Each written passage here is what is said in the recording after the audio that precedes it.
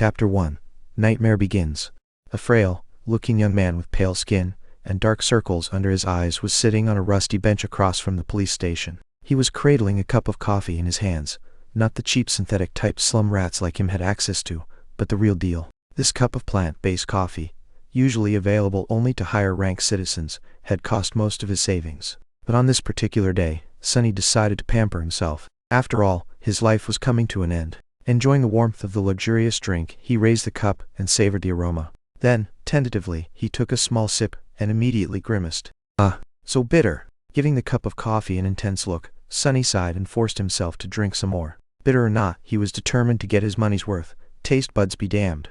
I should have bought a piece of real meat instead. Who knew actual coffee is so disgusting? Well, it's going to keep me awake at least. He stared into the distance, dozing off, and then slapped himself in the face to wake up. Tusk. What a rip-off. Shaking his head and cursing, Sonny finished the coffee and stood up. Rich people living in this part of the city were rushing past the small park on their way to work, staring at him with strange expressions. Looking haggard in his cheap clothes, and from the lack of sleep, unhealthily thin and pale, Sonny was indeed out of his place here.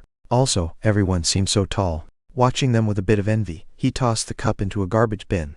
I guess that's what 3 full meals a day would do to you. The cup missed the bin by a wide margin and fell on the ground. Sonny rolled his eyes in exasperation, walked over and picked it up before carefully putting it in the trash. Then, with a slight grin, he crossed the street and entered the police station. Inside, a tired-looking officer gave him a quick glance and frowned with obvious distaste. Are you lost, boy? Sonny looked around with curiosity, noting reinforced armor plates on the walls and poorly hidden turret nests in the ceiling. The officer, too, looked scruffy and mean. At least police stations remain the same wherever you go. Hey, I'm talking to you. Sonny cleared his throat.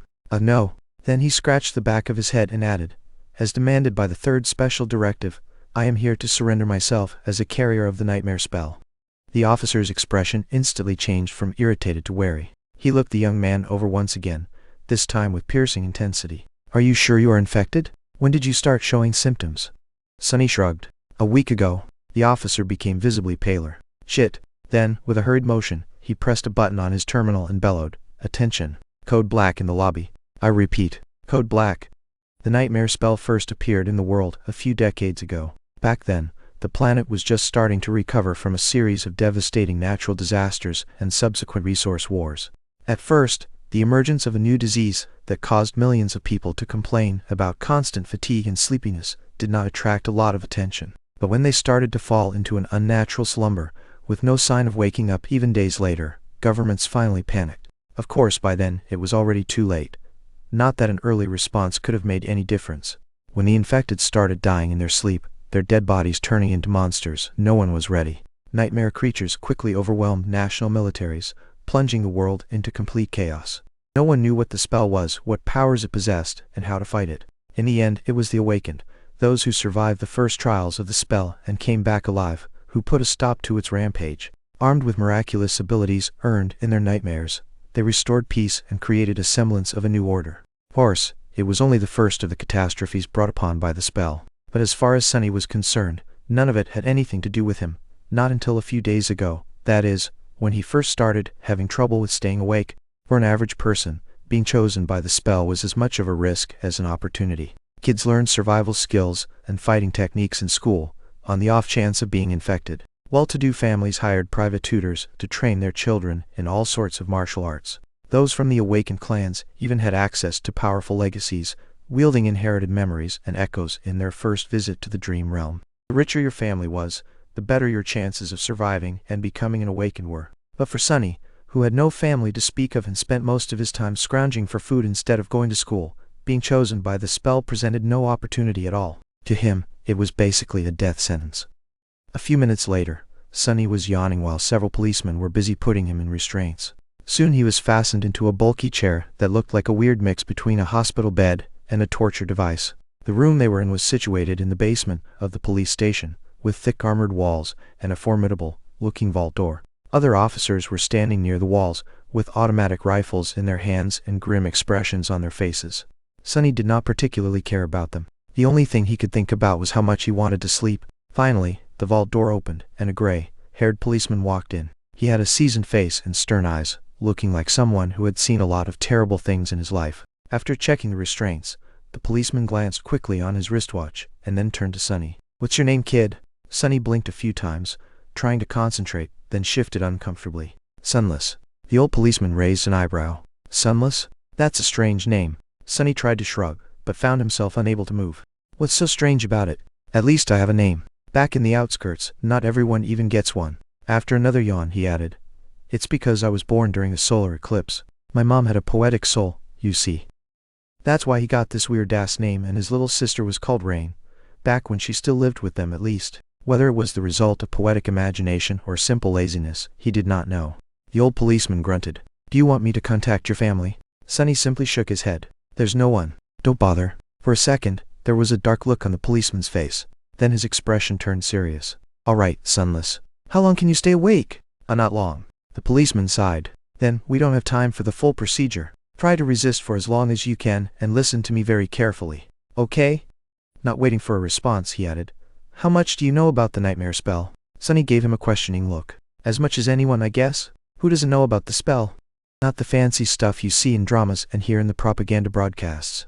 I mean, how much do you really know?" That was a hard question to answer. "Don't I just go into the dream realm, kill a few monsters, to complete the first nightmare, receive magic powers, and become an awakened?" The old policeman shook his head. "Listen carefully. Once you fall asleep, you will be transported inside your first nightmare. Nightmares are trials created by the spell. Once inside, you will meet monsters, sure, but you will also meet people. Remember, they are not real. They're just illusions conjured up to test you." "How do you know?" The policeman just stared at him. "I mean, no one understands what the spell is and how it works, right? So how do you know that they're not real?" "You might have to kill them, kid. So do yourself a favor and just think about them as illusions." "Oh." The old policeman waited for a second, then nodded, and continued. "A lot of things about the first nightmare depend on luck. Generally, it shouldn't be overwhelmingly hard. The situation you're in, the tools you have at your disposal, and the creatures you have to defeat should be within the range of your abilities, at least. After all, the spell sets up trials, not executions. You're a bit disadvantaged due to, well, your circumstances. The kids from the outskirts are tough. Don't give up on yourself just yet."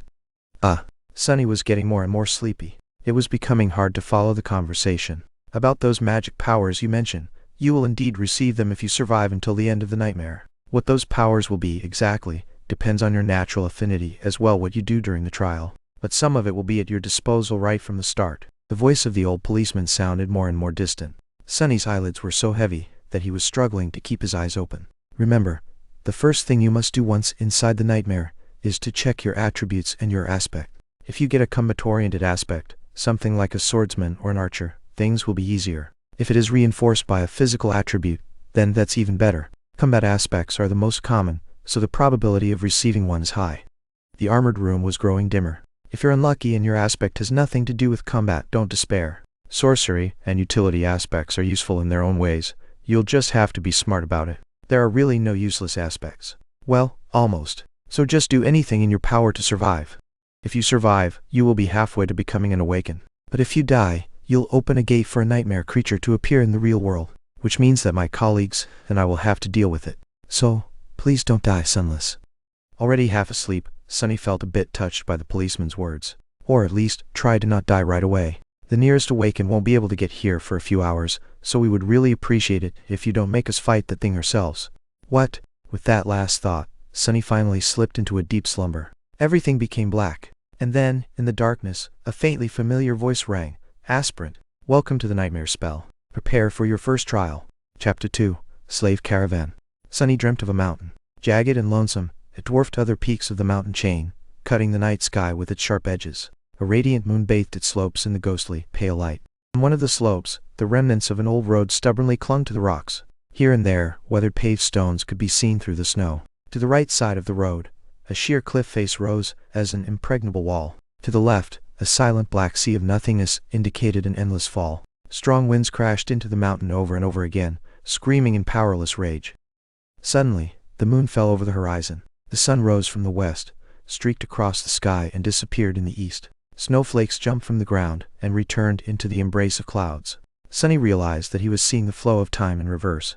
In an instant, hundreds of years flew by. The snow retreated, bearing the old road. Cold shivers ran down Sunny's back as he noticed human bones littering the ground.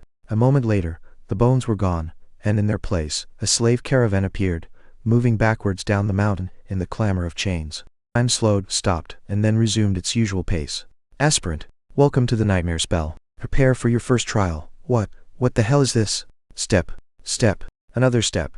A dull ache was radiating through Sunny's bleeding feet as he was shivering from cold. His threadbare tunic was nearly useless against the biting wind. His wrists were the main source of agony. Badly hurt by the iron shackles, they sent a sharp pang of pain every time the freezing metal touched his broken skin. What kind of a situation is this? Sunny looked up and down, noticing a long chain winding up the road, with dozens and dozens of hollow-eyed people, slaves just like him, shackled to it at small intervals. Ahead of him, a man with broad shoulders and a bloodied back was walking with a measured gait. Behind him, a shifty-looking guy with quick, desperate eyes was quietly cursing under his breath in a language that Sunny did not know, but somehow still understood. From time to time, armed horsemen in ancient style armor would pass by, giving the slaves menacing looks. However, you judged it, things were really bad. Sunny was more bewildered than panicked. True, these circumstances were not like what the first nightmares were supposed to be. Usually, freshly chosen aspirants would find themselves in a scenario that presented them with a fair amount of agency. They would become members of privileged or warrior castes, with plenty of access to necessary weapons to at least try to tackle any conflict. Starting out as a powerless slave shackled and already half dead was as far from being ideal as one could imagine. However, the spell was as much about challenge as it was about balance. As the old policeman said, it created trials, not executions. So Sunny was pretty sure that, to counter this abysmal start, it would reward him with something good. A powerful aspect, at least. Let's see, how do I do this? Remembering popular webtoons he read as a child, Sunny concentrated and thought about words like status, myself and information. Indeed, as soon as he focused, shimmering runes appeared in the air in front of him. Once again, although he did not know this ancient alphabet, the meaning behind it was somehow clear. He quickly found the rune describing his aspect, and finally lost his composure. What the actual fuck? Name, sunless. True name, rank, aspirant. Soul core, dormant. Memories, echoes, attributes, fated, mark of divinity, child of shadows.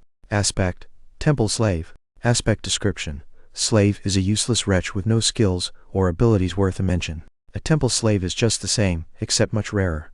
Speechless, Sunny stared at the runes, trying to convince himself that he was maybe just seeing things. Surely he couldn't be that unlucky, right? No useless aspects, my ass. As soon as this thought appeared in his mind, he lost the rhythm of his steps and stumbled, pulling the chain down with his weight. Immediately, the shifty guy behind him screamed, "Whore's bastard! Watch where you're going." Sunny hurriedly dismissed the runes, which were only visible to him, and tried to recover his balance. A moment later, he was once again walking steadily. However, not before inadvertently pulling on the chain one more time. "You little shit! I'm going to kill you!" The broad-shouldered man in front of Sunny chuckled without turning his head. "Why bother? The weakling will be dead by sunrise anyway. The mountain will kill him." A few seconds later, he added, "It'll kill you and me too. Just a bit later. I really don't know what the Imperials are thinking forcing us into this cold."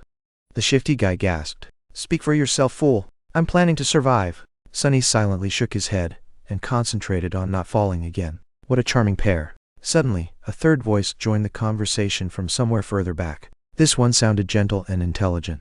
"This mountain pass is usually much warmer this time of year. We just had really bad luck. Also, I would advise you against harming this boy." "Why is that?" Sunny turned his head slightly, listening. "Haven't you seen the markings on his skin? He is not like us who fell into slavery due to debts, crimes or misfortune. He was born a slave. A temple slave, to be precise. Not long ago, the Imperials destroyed the last temple of the Shadow God. I suspect that this is how the boy ended up here." The broad-shouldered man cast a look back. "So what? Why should we be afraid of a half-forgotten, weakling god? He couldn't even save his own temples. The Empire is protected by the mighty war god. Of course they're not afraid to burn down a few temples, but we here are not protected by anything or anyone. Do you really want to risk angering a god?" Broad-shouldered man grunted, not willing to answer. Their conversation was stopped by a young soldier riding a beautiful, white horse. Clad in a simple leather cuirass, armed with a spear and a short sword, he looked dignified and noble. To Sunny's irritation, the asshole was really pretty too. If this was a historical drama, the soldier would definitely be a male lead. "What is going on here?" There was no particular menace in his voice, even something resembling concern. When everyone hesitated, the gentle-voiced slave answered, "It's nothing, sir. We are just all tired and cold. Especially our young friend over there. This journey is truly too hard for someone that young." The soldier looked at Sunny with pity. "What are you looking at? You're not much older than me." Sunny thought. Of course he didn't say anything out loud. The soldier sighed and took a flask from his belt before extending it to Sunny. Bear with it a little more, child. We will stop for the night soon. For now, here, drink some water. Child? Child? Due to his thin body and small stature, both caused by malnourishment, Sunny was often mistaken for someone younger. Usually, he didn't hesitate to use it to his advantage, but now, for some reason, being called a child really irked him. Still, he was really thirsty. He was just about to take the flask when a whip cracked in the air, and suddenly Sunny was in a world of pain. He stumbled, once again pulling on the chain and causing the shifty slave behind him to curse. Another soldier, this one older and angrier, stopped his horse a few steps back. The whip that sliced the back of Sunny's tunic open and drew blood belonged to him. Without even glancing at the slaves, the older soldier pierced his younger colleague with a disdainful glare. What do you think you're doing? The young soldier's face darkened. I was just giving this boy some water. He'll receive water with the rest of them once we camp. But, shut your mouth. These slaves are not your friends. Understood? They're not even people. Treat them like people, and they'll begin imagining things. The young soldier looked at Sunny, then lowered his head and put the flask back on his belt. Don't let me catch you making friends with slaves again, newbie. Or next time, it will be your back tasting my whip. As if to illustrate his intention, the older soldier cracked his whip in the air and rode past them, radiating threat and anger. Sunny watched him go with well-concealed malice. I don't know how, but I will watch you die first. Then he turned his head and glanced in the direction of the younger soldier, who was falling behind with his head still lowered. And you second? Chapter 3. The Strings of Fate. For a few minutes after that, Sunny was in a dark mood. Then he pulled himself out of it and inhaled deeply, trying to enjoy the fresh air. Indeed, air like that was hard to come by in the real world. Microdust and other pollutants made it rough and unpleasant, not to mention the general stench of the outskirts. In the better parts of the city, sophisticated filtration systems worked diligently. However, filtrated air tasted sterile and stagnant. Only the very rich had access to truly pleasant breathing. And here he was, able to enjoy an unlimited amount of pristine, delicious air like a second-generation Keeble. Truly, being chosen by the spell has its benefits. If only there was no dreadful cold, his feet did not ache, and his wrists and back were not in agony. The slave caravan slowly dragged itself up the mountain, with more and more slaves stumbling and periodically falling to the ground. A couple of times, those who could not walk anymore were taken off the chain and unceremoniously tossed off the road, down into the abyss that loomed to the left of it. Sunny watched them fall with a bit of compassion. Poor fellows. Rest in peace, you pitiful souls. All in all, he was in good spirits. It was a bit strange to feel good amidst this disaster of a nightmare, but thankfully Sunny had time to prepare himself for this eventuality. When the symptoms of the spell first appeared, he did not handle it well. Dying before you even turned 17 was not something one could easily cope with. But in the end, it only took Sunny several days to come to terms with it. After visiting his parents' makeshift resting place, well, actually, since he was too poor to afford even the cheapest slot in the remembrance facility, it was just 2 lines carved into an old tree, and adding a 3rd line for himself, Sunny suddenly became relaxed and carefree. After all, he didn't have to worry about earning money, finding food, protecting himself and planning for the future anymore. Once the worst that could happen had already happened, what else was there to fear? So, becoming a slave and slowly freezing to death was not that much of a shock. Besides, he knew that cold would not kill him, simply because he had already seen what fate was awaiting the caravan further up the mountain. The picture of piled bones littering the ground was still fresh in his mind. Most likely, it was a pack of monsters that were going to do the caravan in, and by the look of it, the attack was going to take place in a matter of hours, not days. So he still had a chance. Using the opportunity, Sunny decided to take another look at his status and summon the runes again. The last time he was too outraged by the aspect and didn't study the attributes well. While not as important as one's aspect, the attributes were often the deciding factor between life and death. They represented one's natural traits and affinities, sometimes even providing passive abilities and effects. Fated attribute description. The strings of fate, wrapped tightly around you. Unlikely events, both good and bad, are drawn by your presence. There are those who are blessed, and there are those who are cursed, but rarely both. Mark of divinity attribute description. You bear a faint scent of divinity, as though someone briefly touched by it once, a long time ago. Child of shadows attribute description. Shadows recognize you as one of their own. Interesting. Sunny quickly recognized the first attribute, fated, as the main culprit of his predicament. At first glance, it seemed to indicate that he was destined for a certain fate, to die miserably and vanish without a trace, for example. But after reading the description, he realized that being fated actually just meant that improbable things had a higher chance of occurring when he was around. I guess this is how I managed to receive one of the super rare useless aspects, and a weird variant of it at that. If fated was his innate attribute, then the other two came from the temple slave aspect. Mark of divinity was more or less straightforward.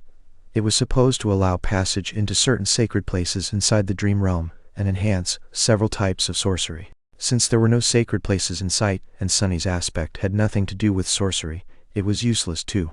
Child of Shadows was a stranger one. He had never heard of it, and had no idea what it was supposed to do, at least not until the sun hid behind the mountain and the sky began to darken. To his surprise, Sunny found himself able to see perfectly in the darkness, as though it was still as bright as day. This ability alone was nothing to scoff at, and it was quite possible that Shadows would reward him with some other, yet unknown, gifts. Finally something good.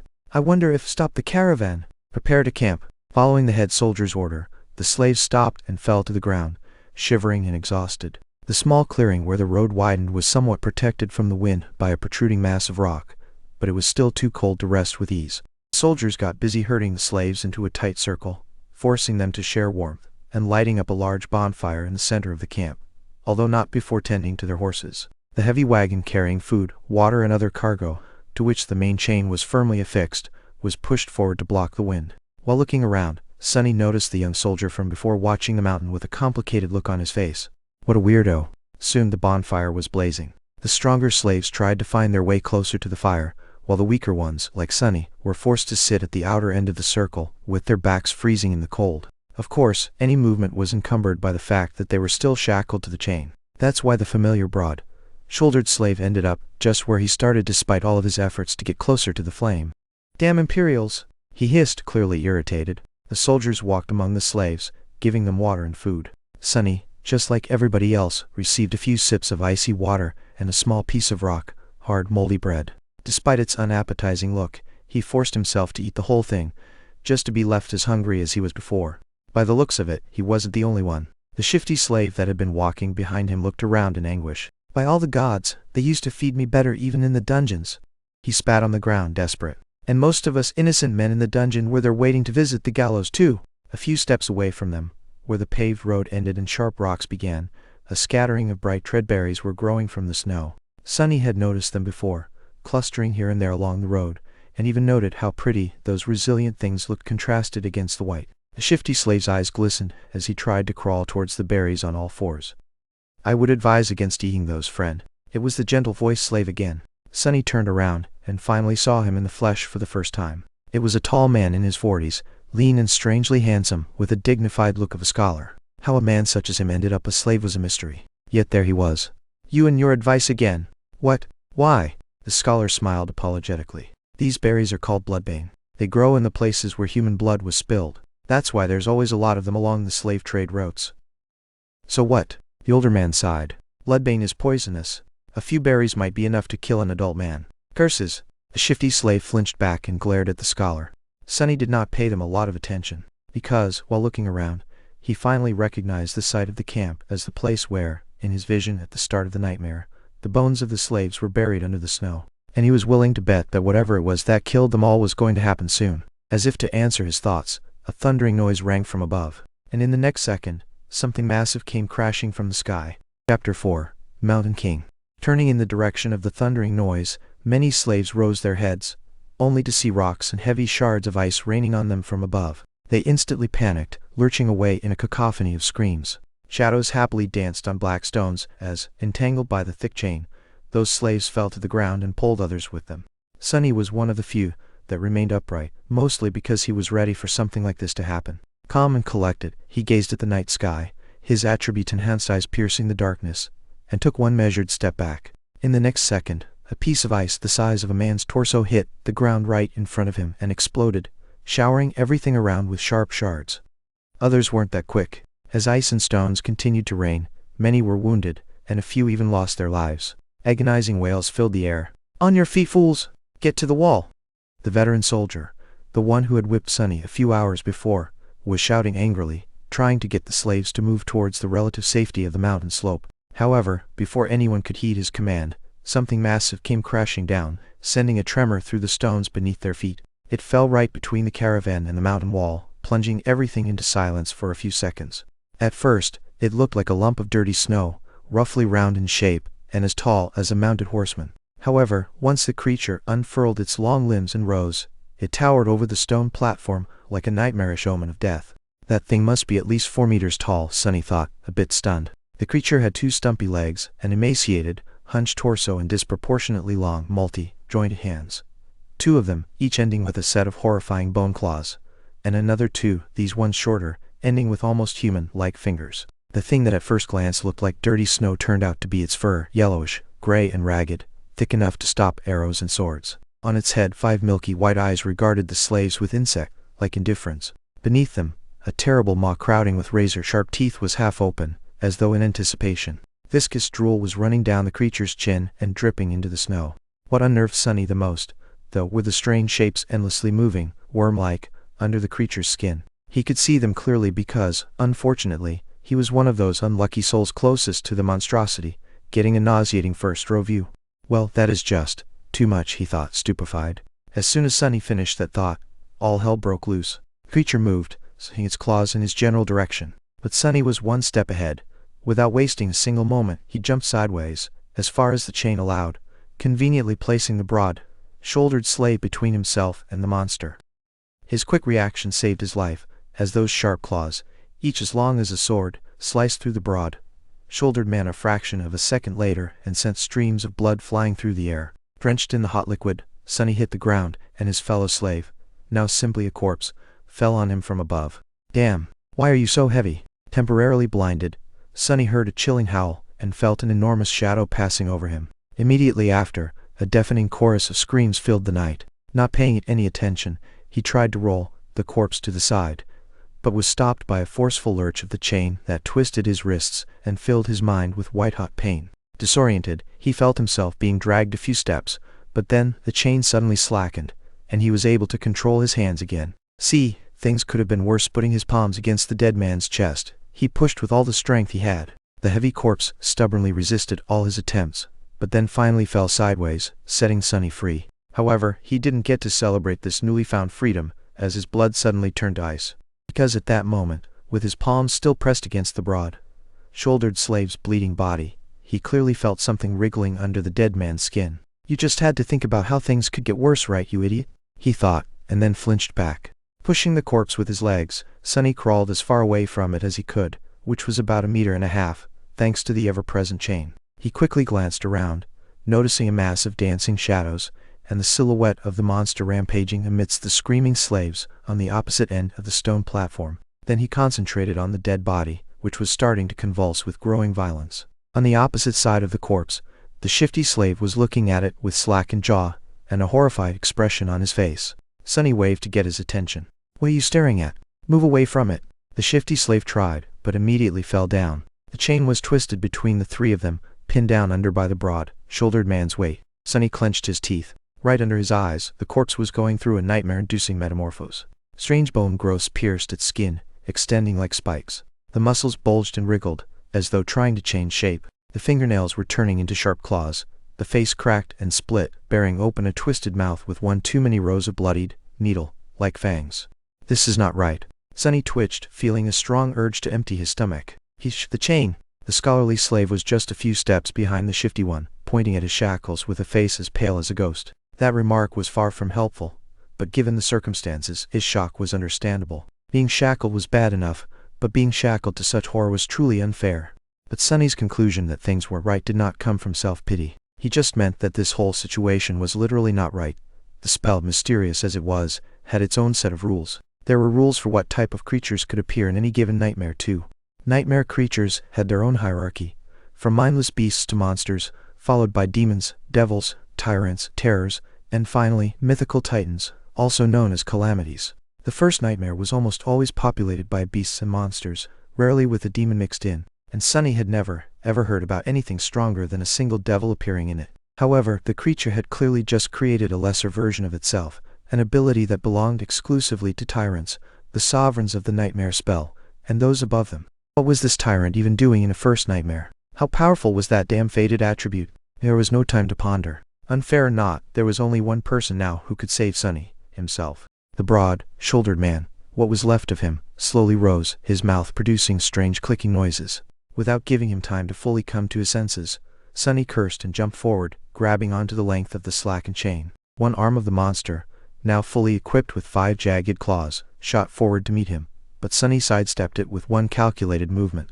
What saved his skin this time was not quick reaction, but simple presence of mind. Sunny might not have learned any fancy combat techniques, since his childhood was spent on the streets instead of a school. But the streets too were a kind of teacher. He had spent his whole life fighting for survival, quite often literally. That experience allowed him to keep a cool head on his shoulders in the midst of any conflict. So instead of freezing or being consumed by fear and doubt, Sunny just acted. Stepping close, he threw the chain around the monster's shoulders and pulled, pinning its hands to its body. Before the creature, still slow and groggy from its transformation, could properly react, Sunny wrapped the chain around it several times, barely saving his face from being bitten off by the creature's terrifying maw.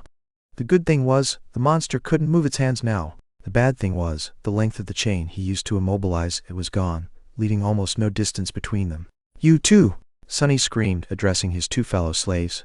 "Pull on that chain as though your lives depend on it." Because they were. The shifty slave and the scholar gaped at him, and then, understanding what he was thinking, started to move. Grabbing the chain from the opposite directions, they pulled as hard as they could, tightening its grip on the monster, and not letting it shake loose. Great, Sunny thought. The monster bulged its muscles, trying to break free. The chain creaked, caught on the bone spikes, as though slowly breaking apart. Not so great. Without wasting any more time, he threw his hands in the air and caught the creature's neck with the short, thinner chain connecting his shackles together. Then he circled the monster with a quick step and pulled, ending up back to back with it, as far away from its maw as he could. Sunny knew that he wasn't strong enough to strangle a man with his bare hands, let alone a weird, terrifying mutant like the one trying to eat him. But now, using his own back as a lever and the weight of his whole body to pull the shackles down, he at least stood a chance. He pulled down with all his might, feeling the monster's body pressing against him, bone spikes brushing against his skin. The monster continued to struggle, clicking loudly and trying to break the chain tying him down apart. Now it was just a question of what would break first, the chain or the monster itself. "Die! Die, you bastard!" Sweat and blood were rolling down Sunny's face as he was pulling and pulling, and pulling down with as much force as he could muster. Every second felt like an eternity. His strength and stamina, what little he had to begin with, were quickly running out. His wounded back, wrists, and muscles pierced by the bone spikes were in agony. And then, finally, Sunny felt the monster's body go limp. A moment later, a faintly familiar voice rang in the air. It was the most beautiful sound he had ever heard. "You have slain a dormant beast, Mountain King's larva." Chapter 5. Broken Chains. "You have slain a dormant beast, Mountain King's larva." Sunny fell to his knees breathless. His whole body felt as though it just went through a meat grinder. Even large amounts of adrenaline could not wash away all the pain and exhaustion. And yet, he was exhilarated. The satisfaction of killing the larva was so vast that he even forgot to be disappointed about not receiving a memory, the special item tied to a dream realm inhabitant's essence, which was sometimes awarded by the spell to the triumphant awakened. A magic sword or a suit of armor would have come in handy right about now. Damn, he would even settle for a warm coat. 3 seconds. You can rest for 3 more seconds, Sunny thought. After all, the nightmare was far from over. A few moments later, he forced himself to come back to his senses and looked around, trying to ascertain the situation. The larva was dead, which was great. However, he was still tied to it by the damn chain. The shifty slave and the scholar, both pale as death, were busy entangling it to buy the 3 of them at least some freedom of movement. Further away, torn bodies and pieces of flesh were lying on the ground. Many slaves were killed. Few had somehow managed to escape and were now running away. Fools. They're dooming themselves. The chain, as it turns out, was at some point broken in 2. That's why it suddenly slackened when Sunny was being dragged by the mass of panicking slaves. If their shackles had a less sophisticated locking mechanism, he could have tried to free himself now. However, each pair was fixed to a specific link. Without unlocking them, no one was going anywhere. The tyrant, Mountain King, presumably, was hidden from sight by the bright glow of the bonfire. However, Sunny could feel its movements due to the subtle tremors spreading through the stones, as well as the desperate screams of those slaves who were yet to perish. An angry bellow or 2 could also be heard, indicating that some of the soldiers were still alive, desperately trying to fight the monstrosity off. What pulled his attention the most, though, was the fact that several of the maimed bodies were starting to move. More larvae? His eyes widened. One after another, 4 more corpses slowly rose to their feet. Each beast looked as disgusting as the first one had, and not a bit less deadly. The nearest was mere meters away from Sunny. Damn it all, he thought. And then weakly, I want to wake up. A strange clicking filled the air. One of the beasts turned its head toward the 3 slaves and gnashed its fangs. Shifty fell on his ass, whispering a prayer, while Scholar just froze in place. Sunny's eyes darted to the ground, trying to find something to use as a weapon. But there was not a single thing he could use. Full of vitriol, he simply wrapped a length of chain around the knuckles and raised his fists. "Come at me, you bastard!" The larva dashed forward with incredible speed in a flurry of claws, fangs, and terror. Sunny had less than a second to react. However, before he could do anything, a nimble figure moved past him, and a sharp sword flashed in the air. The monster, beheaded with one strike, fell gracelessly onto the ground. Sunny blinked. What was that? Dumbfounded, he slowly turned his head and looked to his left. Standing there with a valorous expression was the handsome young soldier who had once offered him water. He looked calm and collected, if a little grim. There was not a speck of dirt or blood on his leather armor. "He is awesome," Sunny thought before catching himself. "Poser. I mean, he's a poser." With a short nod, the soldier moved forward to face the remaining 3 larvae. After taking a few steps, he suddenly turned around and gave Sunny a long look. Then, with one swift motion, the young warrior took something from his belt and threw it to Sunny. "Save yourself!" With that, he was gone to fight the monsters. Sunny reflexively caught the item and watched the soldier go. Then he lowered his gaze and studied the thing clutched tightly in his hand. It was a short and narrow iron rod with a straight bend on its end. A key. "It's a key." His heart began to beat faster. "It's the key to the shackles." With one last glance at the fierce battle starting between the young soldier and the larvae, Sunny dropped on one knee and began to maneuver the shackles, trying to get his hand into a suitable position to insert the key. It took him a few tries to understand how the unfamiliar lock worked, but then, finally, there was a satisfying click, and he was suddenly free. The cold wind caressed his bloodied wrists. Sunny rubbed them and smiled with a dark gleam in his eyes. "Just you wait now." For a moment, visions of violence and revenge filled his head. "Boy, over here." Shifty was waving his hands in the air, trying to get his attention. Sunny briefly considered just leaving him to die, but then decided against it. There was strength in numbers. Plus, despite Shifty's previous threats to kill him and overall unpleasantness, Sunny would have felt bad leaving a fellow slave in chains, especially since freeing him would not cost anything. He hurried over to the other 2 slaves and quickly unlocked their shackles. As soon as Shifty was free, he pushed Sunny away and did a little dance, laughing like a maniac. Free at last. Gods must be smiling upon us." Scholar was more reserved. He squeezed Sunny's shoulder in gratitude and smiled weakly, casting a tense look in the direction of the ensuing fight. 2 of the 3 larvae were already dead.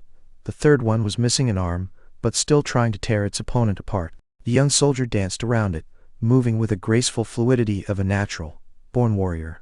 "What are you waiting for? Run!" Shifty made a move to run away, but was stopped by Scholar. "My friend, I would. If you say advise again, I swear to gods, I will bash your head open." The 2 slaves looked at each other with open animosity. A moment later, Scholar lowered his eyes and sighed. "If we run away now, we will surely die." "Why?" The older slave simply pointed at the tall bonfire. "Because without that fire, we will freeze to death before the night is over. Until the sun rises, running away is suicide." Sunny did not say anything, knowing that Scholar was right. Actually, he realized it right after strangling the larva. No matter how terrible Mountain King was, the bonfire was still their only lifeline in this frozen hell. It was just as what the broad-shouldered slave, may he rest in peace, had said. There was no need for anyone to kill them, because the mountain itself would do it if given a chance. So what? I prefer freezing to death than being eaten by that monster anyway. Not to mention I'm turning into one of those things. Shifty was pretending to be brave, but there was no conviction in his voice. He glanced at the darkness surrounding the stone platform and shivered before taking a small step back. At this point, the 3rd larva was long dead, and the young soldier was nowhere to be seen. He had probably gone to join the fight at the other side of the bonfire, leaving the 3 slaves alone at the mountainside part of the stone platform. Scholar cleared his throat. The monster might be satiated with those it had already slain. It might be defeated or driven away by the Imperials. In any case, if we stay here, we have a chance to survive, however small. But if we run away, our doom will be certain. So what do we do? Unlike Scholar, Sunny was sure that Mountain King would not be satisfied with killing just most of the slaves. Neither did he believe that a bunch of mortals would really be able to defeat it.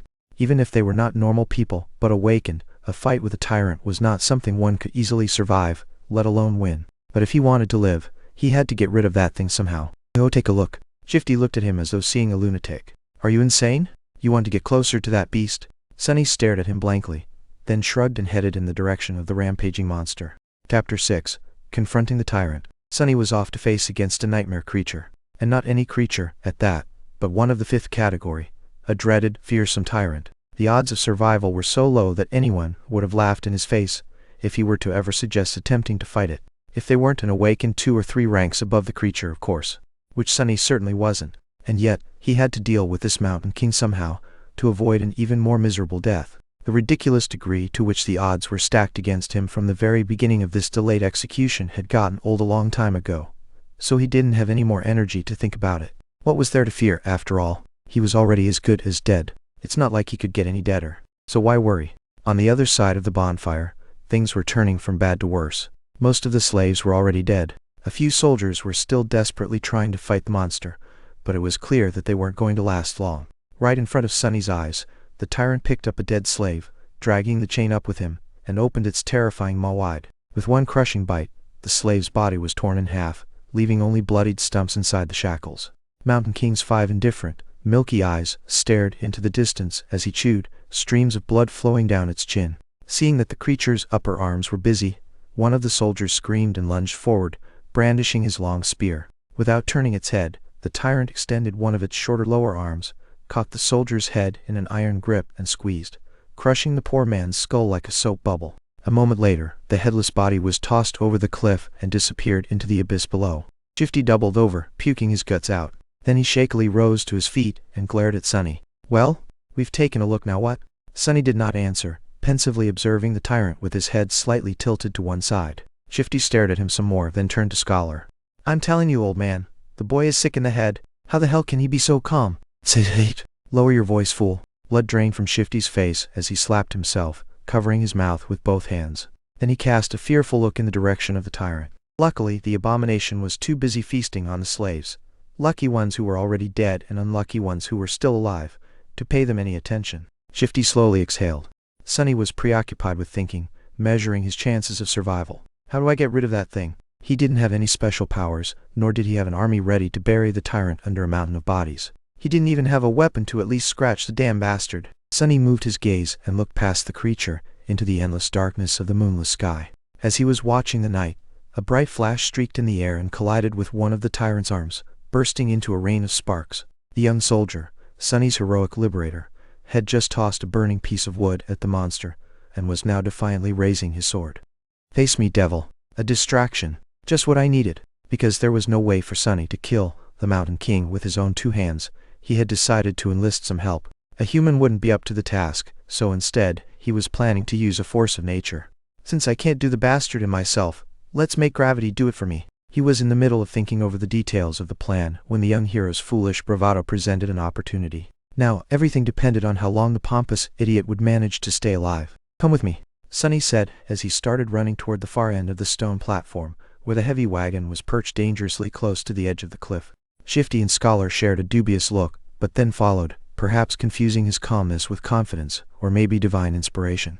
After all, it was a widely known fact that crazy people were often favored by the gods. Behind them, Hero nimbly ducked under the tyrant's claws, swinging it with the sword. The sharp edge slid ineffectively across the dirty fur, not leaving even a scratch on the creature's flesh. In the next second, the tyrant moved with frightening speed, throwing all 4 of his hands in the direction of its new, irritating foe. But Sunny had no way of knowing. He was running with all his speed, getting closer and closer to the wagon. Once there, he hurriedly looked around, checking if there were any larvae close by, and moved to its rear wheels. The wagon was left at the upper end of the stone platform, where it narrowed and turned back into the road. It was turned sideways to block the wind, with its front facing the mountain wall and its back facing the cliff. There were 2 large wooden wedges placed under the rear wheels to prevent the wagon from rolling backward. Sunny turned to his companions and pointed at the wedges. "When I tell you, remove both of them. Then push. Understand?" "What? Why?" Shifty stared at him with a dumbfounded expression on his face. Scholar just looked at the wedges and then at the tyrant. Hero, miraculously, was still alive. He was weaving between the creature's limbs, always just half a second away from being completely eviscerated. From time to time, his sword flashed in the air, but to no avail. Mountain King's fur was too thick, and his skin too tough to be harmed by mundane weapons. There was a hint of apprehension on the young warrior's face. All the other soldiers, as far as Sunny could see, were already dead. So he really needed that one to live a little bit longer. "Don't die yet," he thought.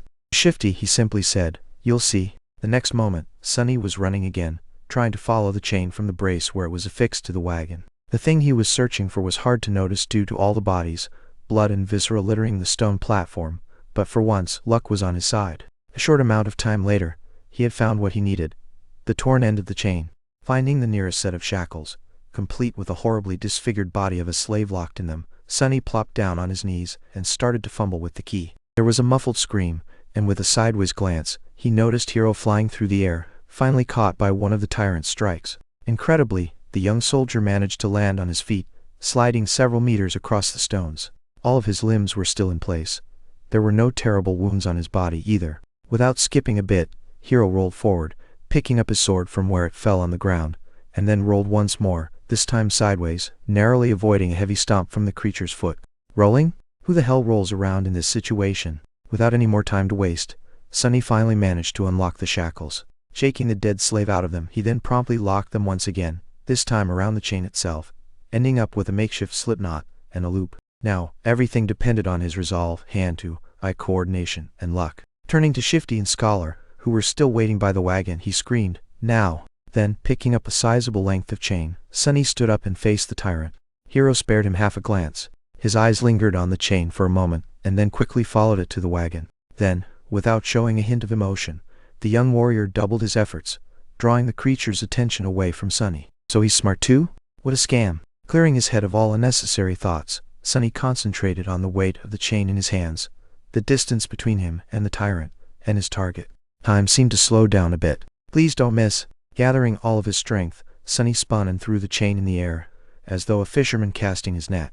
The loop opened as it flew, closing in on the position of the fight between Hiro and the tyrant. Sunny's plan was to place the loop on the ground close enough to them that, once one of the tyrant's feet landed in the trap, he could pull on the chain and tighten it around the monster's ankle. But his plan failed spectacularly, which is to say, it was literally a spectacle. In the last moment, Mountain King suddenly flinched back, and instead of falling on the ground, the chain loop landed perfectly around its neck. A second later it tightened, acting as an iron noose. Sunny froze for a moment, not believing his eyes, and then clenched his fists, holding himself back from triumphantly shaking them in the air. Yes, he screamed inwardly. Moments later, the wagon would roll off the cliff, pulling the tyrant down with it. Sunny looked back to make sure, and instantly turned, even paler than he usually was. Shifty and Scholar did manage to remove the wedges from under the wagon's wheels, and were now desperately pushing it to the edge of the road. However, the wagon was rolling slowly, very slowly, much slower than Sunny had anticipated.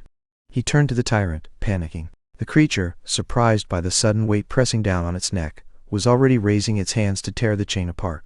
Sunny's eyes widened. In the next second, Hiro crashed into one of the tyrant's legs, throwing it off balance, and buying them some time. Sunny was already running to the wagon, cursing loudly in his mind. Reaching it, he threw himself onto the damp wood alongside Shifty and Scholar, pushing with all the strength left in his rather small, but terribly beaten and enormously exhausted body. Roll! Roll, you creaky piece of shit! The wagon sped up a little, but was still rather slow in reaching the cliff's edge. At the same time, the tyrant finally managed to get a hold of the chain tied around its neck, ready to free itself. Now whether they lived or not was just a question of which thing would happen first. Chapter 7. 3 Slaves and a Hero. Roll, you creaky piece of shit!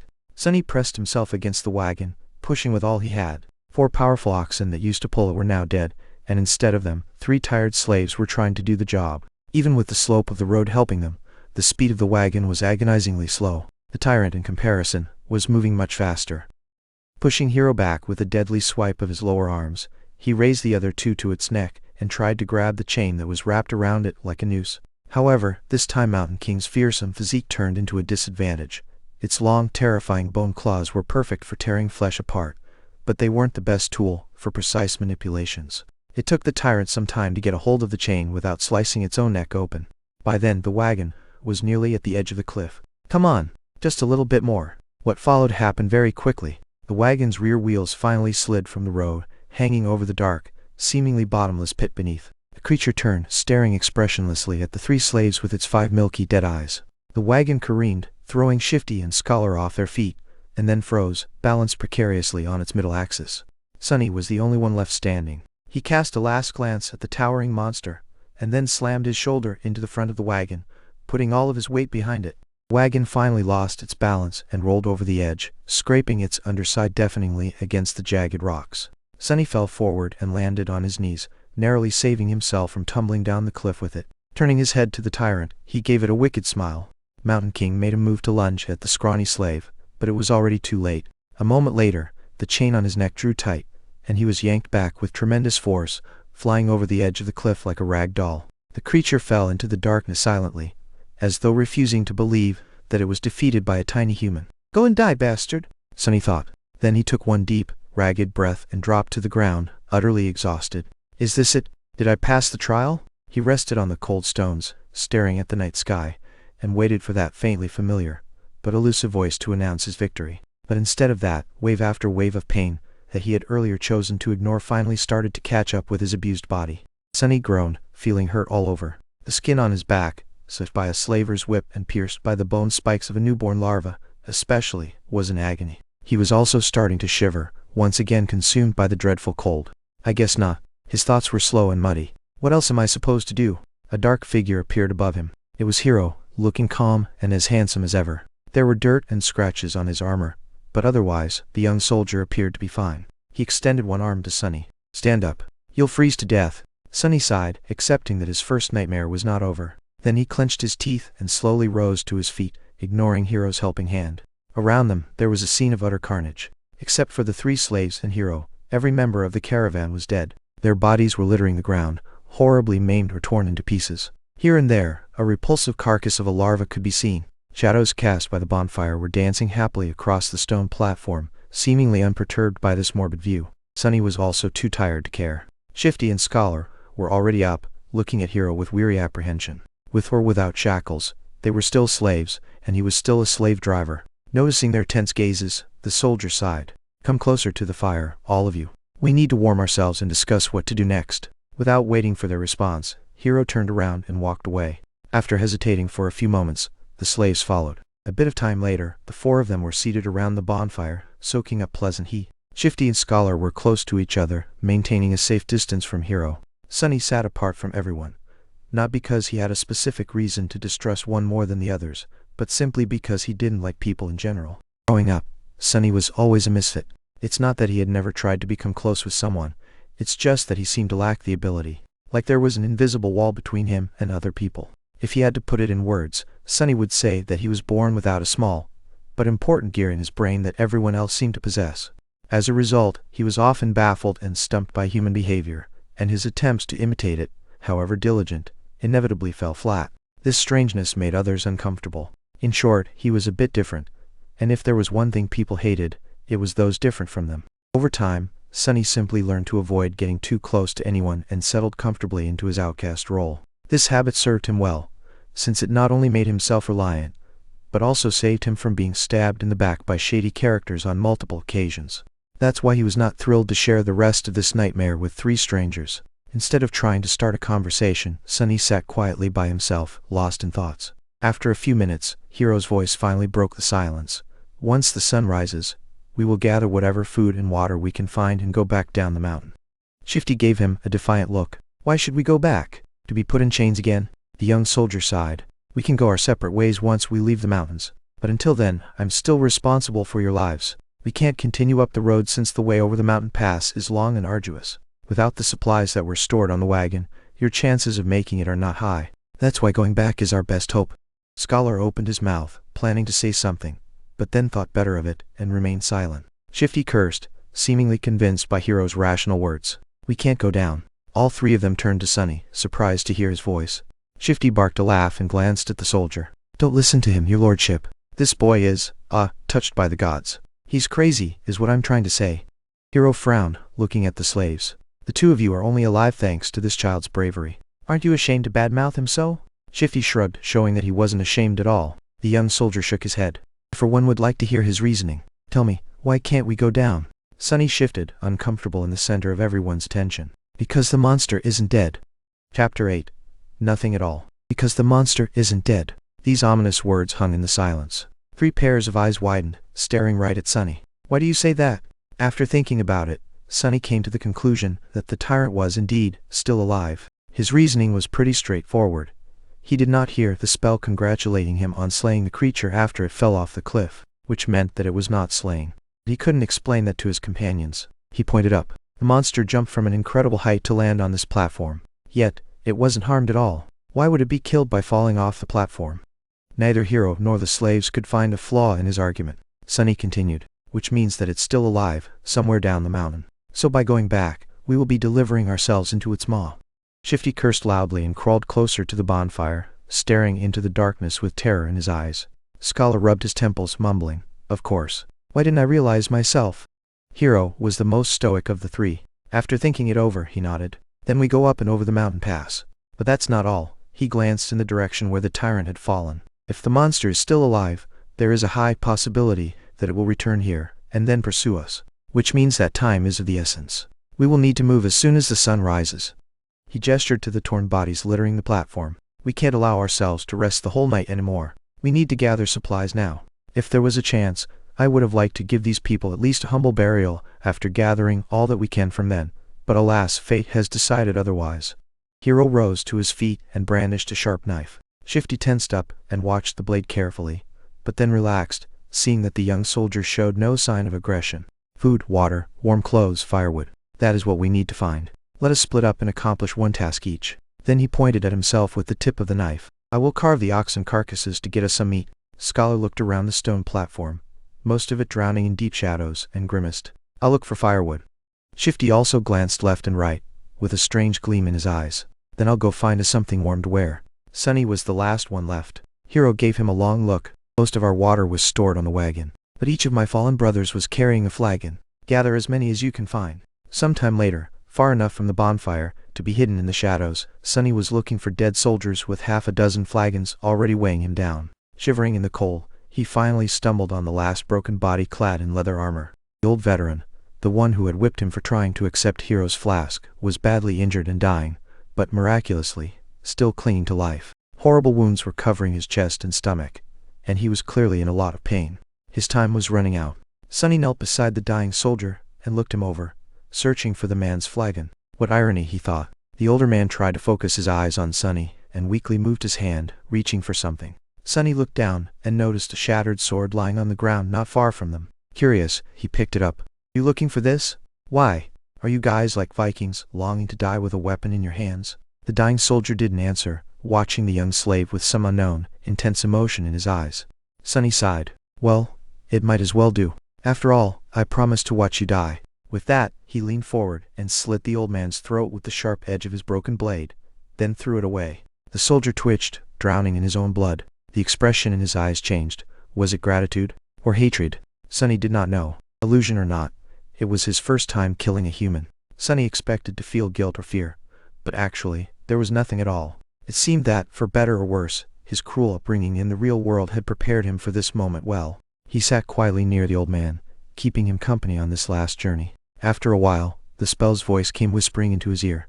"You have slain a dormant human, name unknown." Sunny flinched. "Oh right, killing people is also an achievement as far as the spell is concerned. They don't usually show this in webtoons and dramas." He registered that fact and put it away. But as it turned out, the spell wasn't done speaking. "You have received a memory." Sunny froze, opening his eyes wide. "Yes. Come on, give me something good." Memories could be anything, from weapons to enchanted items. One received from a dormant trank enemy wouldn't be too powerful, but it was still a boon. Weightless and undetectable, able to be summoned from nothingness with a simple thought, a memory was incredibly useful. What's more, unlike corporeal things, he would be able to bring it back with him to the real world. The advantage of having something like that back in the outskirts was hard to overestimate. A weapon. "Give me a sword." Received a memory, silver bell. Sunny sighed, disappointed. Well, with my luck, what was I expecting? Still, this thing was worth investigating. Maybe it had a powerful enchantment, like being able to send out destructive sonic waves or repelling incoming projectiles. Sunny summoned the runes and concentrated on the words "silver bell." Immediately, an image of a small bell appeared in front of his eyes, with a short string of text below.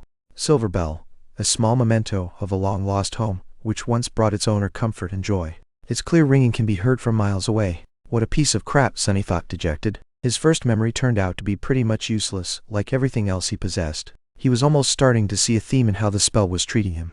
No matter. Sunny dismissed the runes, and then got busy removing the dead man's fur cloak and warm, sturdy leather boots. As an officer, the quality of these clothes was a notch above those of the simple soldiers. After putting them on, the young slave finally felt warm for the first time since the nightmare began. Not considering the short time he had spent near the bonfire. Perfect, he thought. The cloak was a bit bloodied, but then again, so was Sunny. He looked around, easily piercing the veil of darkness with his tenebrous eyes. Hero and Scholar were still in the middle of their tasks. Shifty was supposed to be looking for winter clothes, but was greedily pulling rings off the dead men's fingers instead. Unseen to them, Sunny hesitated, considering if he had really thought things through well. His companions were unreliable. The future was too uncertain. Even the requirements of passing the nightmare remained a mystery. Any decision he could make would have been a gamble, at best. Still, he had to make some if he wanted to survive. Not wasting any more time thinking, Sunny picked up the flagons and sighed. They spent the rest of the night seating with their backs against the bonfire, staring fearfully into the night.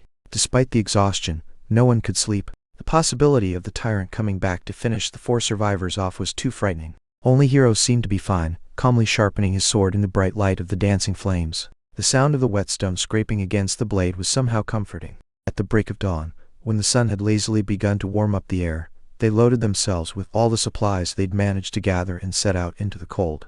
Sunny looked back, taking in the sight of the stone platform for the last time. He had managed to get past the place where the slave caravan was supposed to perish. What was going to happen next? No one could tell. Chapter 9.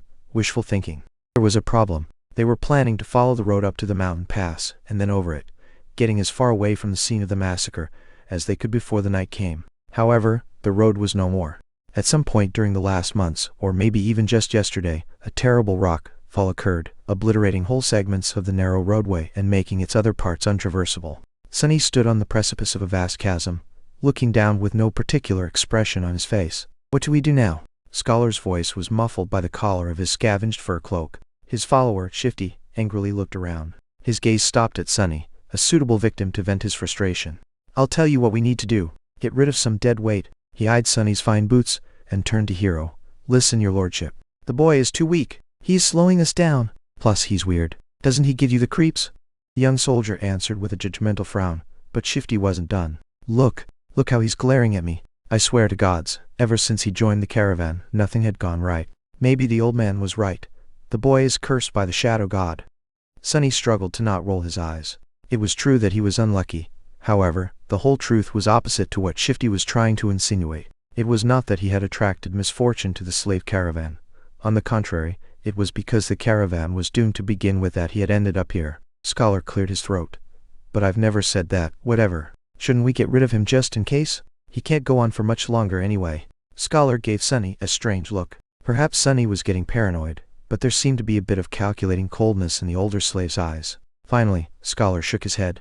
Don't be too hasty, my friend. The boy might prove useful later on. But Hiro finally spoke, putting an end to their quarrel. We're not going to leave anyone behind. As for how much longer he'll be able to endure, just worry about yourself. Shifty clenched his teeth, but then just waved a hand. Fine. So what do we do then? The 4 of them looked at the broken road, then down the slope of the mountain, and finally up where a sheer cliff wall was broken apart by the falling rocks. After a bit of silence, Scholar finally spoke. Actually, in the old days, there used to be a path leading to the peak of the mountain. It was sometimes used by pilgrims. Later, the Empire had widened parts of the path and built a proper road on top of it, now leading to the mountain pass instead of the peak, of course. He looked up. The remnants of the original path should still be somewhere above us. If we reach it, we should be able to find our way back to the undamaged section of the road. Everyone followed his gaze, shifting uncomfortably at the prospect of climbing the treacherous slope, except for Hiro, of course, who remained as calm as a saint. Due to the rockfall, the slope wasn't an almost vertical wall anymore, but still, the incline was quite sharp. Shifty was the first one to speak. Climb that? Are you insane? Scholar helplessly shrugged. Do you have a better idea? No one did. After a bit of preparation, they began the ascent. Shifty and Scholar stubbornly carried the weapons they had picked up off the dead soldiers' bodies, but Sunny, with some regret, decided to leave his newfound short sword behind. He knew that this climb was going to test the limits of their endurance. The sword might not have seemed to be that heavy right now, but every extra gram of weight was bound to feel like a ton all too soon. As the weakest member of the group, he was already struggling to keep up, so there wasn't a lot of choice. Shedding a few kilograms of iron was the right thing to do. Walking up the mountain road with the weight of the supplies on his shoulders was already hard enough, but climbing up the mountain itself turned out to be pure torture. Just half an hour later, he felt like his muscles were going to melt, with his lungs on the verge of imploding. Clenching his teeth, Sunny continued to move forward and up. He had to constantly remind himself to watch his footing too. On this unstable, icy slope, one misstep was enough to send a man tumbling down to his death. Just think about something pleasant, he thought. But what happy thoughts could he summon? Failing to come up with something else, Sunny began to imagine what reward he was going to receive at the end of this trial. The boon of the first nightmare was the most important thing given to an awakened by the spell. Sure, later trials could provide them with more abilities and vastly improve their power, but it was this first one that determined what role an awakened would be able to play, how great their potential would be, and what price they would have to pay, not to mention giving them the necessary tools to survive and grow in the dream realm. The main benefit of the first nightmare's boon was simple, yet possibly the most important. After completing their trial, aspirants were bestowed with the ability to perceive and interact with soul cores. Soul cores were the basis of one's rank and power. The stronger your core was, the greater your might would grow. The same went for nightmare creatures, with a deadly caveat that, unlike humans, they could possess multiple cores. A lowly beast had just one, but a tyrant like Mountain King had 5. Coincidentally, the only way to improve your soul core was to consume soul shards scavenged from the corpses of other dream realm inhabitants. That's why Awakened went out of their way to battle powerful nightmare creatures despite the risk of death. The second benefit was less straightforward, but nevertheless vital. After completing the first nightmare, aspirants were elevated to the rank of dreamers, colloquially known as sleepers, and gained access to the dream realm itself. They would enter it on the first winter solstice after passing the trial and remain there until an exit was found, thus becoming fully awakened. That time between finishing the first nightmare and entering the dream realm was very important, as it was the last chance to train and prepare yourself a person would receive. In Sunny's case, the time was only about a month, which was as bad as it gets. And then there was the final benefit unique to every aspirant passing the trial. The first aspect ability. This was the magic power that elevated Awakened above mundane humans. Aspect abilities were diverse, unique, and powerful. Some could be categorized into types, like combat, sorcery, and utility, but some were simply beyond imagination. Armed with the power of their abilities, Awakened had been able to save the world from the flood of nightmare creatures.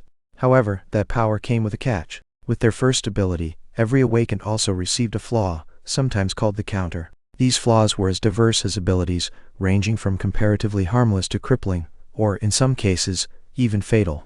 I wonder what type of ability a temple slave would get, Sunny thought, not too optimistic about his prospects. The choice of flaws, on the other hand, seems to be almost limitless. Let's hope my aspect will evolve at the end of this fiasco, or even better, change completely. If the aspirant performed especially well, there was a chance of his given aspect going through an early evolution. Aspects, just like soul cores, had ranks based on potential power and rarity. The lowest rank was called dormant, followed by awakened, ascended, transcendent, supreme, sacred, and divine, although no one has ever seen the last one. With the amount of crap it had put me through, the spell, if it has any conscience, has to give me at least an awakened aspect, right? Or maybe even an ascended one.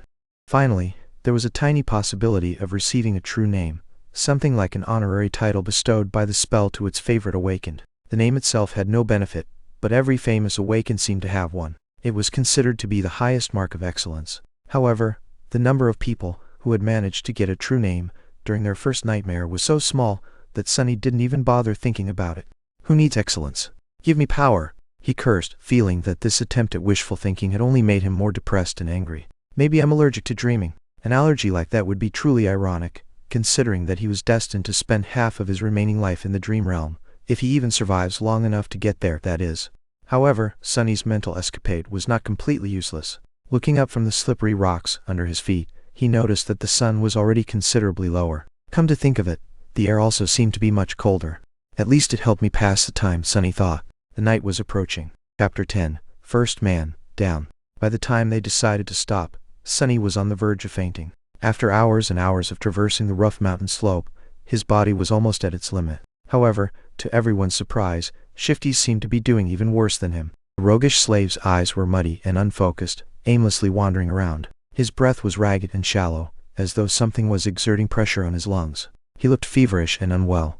As soon as Hero found a suitable place for a camp, Shifty simply collapsed on the ground. The most unnerving part about all of this was the lack of angry cursing that they had already gotten used to. The slave lay silent and motionless, with only movements of his chest betraying that he was still alive. Several moments later, he uncorked his flagon with a shaky hand and greedily drank a few large gulps. "Conserve your water," Hero said, a hint of concern somehow finding its way into his usually stoic voice. Disregarding these words, Shifty drank more, emptying the flagon completely. Scholar didn't look much better than him. The arduous climb took a heavy toll on the older slave. Despite the unbearable cold, he was sweaty, with bloodshot eyes and a grim expression on his face. Being the weakest of the three, Sunny had somehow managed to endure the best. "Can't we just melt the snow once there's no more water?" Hero gave Scholar a complicated look. There might come a time when we won't be able to make a fire, as to not attract unwanted attention. No one commented, knowing perfectly well whose attention they had to avoid. The memory of Mountain King's horror was still fresh in their minds. Luckily, today Hiro had managed to find a natural alcove in the mountain wall, perched precariously behind a narrow ledge. The fire was well hidden by the rocks, allowing them to enjoy its warmth without the fear of being noticed. No one was in the mood to talk, so they just roasted slices of oxen meat above the flames and ate in silence. By the time the skies had turned completely black, Shifty and Scholar were already asleep, lost in the thrall of their own nightmares. Hiro took out his sword and moved to the edge of the rock outcropping. Try to rest as well. I'll take the first watch. Sunny gave him a nod and lay down near the fire, dead tired. Falling asleep inside a dream was a new experience for him, but unexpectedly, it turned out to be quite mundane. As soon as his head touched the ground, his consciousness slipped into darkness. After what felt like only a second, someone had gently shaken him awake. Groggy and disoriented, Sunny blinked a few times, finally noticing Hiro hovering above him. These two didn't look too well, so it's better to give them some time to recover. Don't let the flames go out and wake us up once the sun starts to rise. Or if the beast appears. Sunny silently rose and changed places with Hiro, who added a couple of logs into the fire, and was soon fast asleep. For a few hours, he was on his own. The skies were black, with dim stars and a sharp crescent of the newborn moon. However, its light was not enough to pierce the darkness that enveloped the mountain. Only Sunny's eyes seemed to be able to do so. He sat quietly, looking down the way they came. Despite the fact that they had managed to climb quite high during the previous day, he could still see the distant ribbon of the road. He could even trace it back to the stone platform where the fight with the tyrant had taken place. The tiny dots littering the stones were the dead bodies of the slaves. As he was watching them, a dark figure slowly crawled on the platform from beneath the cliff. He lay motionless for a while, and then moved forward, scraping its claws against the ground. Every time a claw hit one of the bodies, the tyrant would grab and bring it to its maw. The wind brought the muffled sounds of crunching bones to Sunny's ears. He flinched, accidentally pushing a small rock off the ledge. It fell, hit the slope, and then rolled down, causing a few more to follow. The noise of these falling rocks sounded like thunder in the silent night. Far below, the tyrant suddenly turned its head, looking directly at Sunny. Sunny froze petrified. He was scared to make even the tiniest sound. For a while, he even forgot to breathe. The tyrant was staring directly at him, not doing anything. A few torturous seconds passed, each feeling like an eternity. Then the tyrant calmly turned away and continued to devour dead slaves, as though he had not seen Sunny at all. Blind, Sunny suddenly understood. He inhaled, watching Mountain King with widened eyes. It was true. The creature could not see. Looking back at everything that had happened earlier, he grew more and more certain of his guess. Those milky, expressionless eyes. Come to think of it, he never saw the tyrant moving them at all. And back when Sunny was pushing the wagon off the cliff, the tyrant only reacted after the wagons had started to fall, scraping loudly against the rocks. Of course, it was all making sense now. At the break of dawn, Sunny had woken the others up. Hiro had hoped that a full night's rest would do Shifty and Scholar some good, but his hopes were crushed. Somehow, the two slaves looked even worse than before. It was as though yesterday's climb had overstrained Scholar too much. However, Shifty's condition could not be explained by simple overexertion. He was deadly pale and shaky, with half-conscious eyes, and a lost look on his face. What's wrong with him? Scholar, who himself was not doing very well, helplessly shook his head. It might be the mountain sickness. It affects different people differently. His voice sounded raspy and weak. I'm fine, assholes. Get out of my face. Shifty had trouble forming full sentences, but still insisted that he was all right. Hiro frowned, and then took most of the supplies the defiant slave was supposed to carry before adding them to his own load. After hesitating a little, he gave some to Sunny too. Did anything happen while we were asleep? Sunny stared at him for a few seconds. The monster ate the dead. The young soldier's frown deepened. How do you know? I heard it. Hiro moved to the edge and looked down, trying to make out the distant stone platform. After a minute or so, he clenched his jaw, showing signs of uncertainty for the first time. Then we'll have to move faster. If the creature is finished with all the bodies, it will come for us next. We need to find that old path before nightfall. Frightened and dejected, they set out again and continued to climb. Sunny was slowly dying under the weight of the added load. Thankfully, Shifty and Scholar had already drunk most of the water, lightening it a little. This is hell, he thought. They climbed higher and higher and higher. The sun was climbing with them, slowly approaching the zenith. There was no talking, no laughs, only strained breathing. Each of the 4 survivors was concentrated on his own steps and footing. However, Shifty was falling farther and farther behind. His strength was abandoning him. And then, at some point, Sunny heard a desperate scream. Turning around, he only had time to see a panic-stricken face. Then Shifty fell backward, his foot slipping on an ice-covered rock. He hit the ground hard and rolled down, still trying to grab onto something. But it was too late. Frozen in place and powerless, they could only watch as his body tumbled down the slope, leaving bloody marks on the rocks. With each second, Shifty looked less like a man and more like a rag doll. A handful of moments later, he finally came to a halt, hitting the top of a large, protruding stone in a pile of broken flesh. Shifty was dead. Chapter 11. Crossroads. The three of them stood motionless, looking down in uneasy silence. What happened to Shifty didn't come as a shock, but it was still a hard thing to digest. An ominous feeling settled in their hearts. Seeing the broken body of their companion, it was too easy to imagine one of them sharing the same fate. No one knew what to say. After a minute or so, Scholar finally sighed. It's a good thing that you took most of the supplies he had been carrying. A bit heartless, but not wrong, Sonny thought, giving the older slave a careful look. Scholar frowned, realizing that his mask of a kind-hearted gentleman had slipped for a second, and hurriedly added in a somber tone, "May you rest in peace, my friend." Wow, what a performance.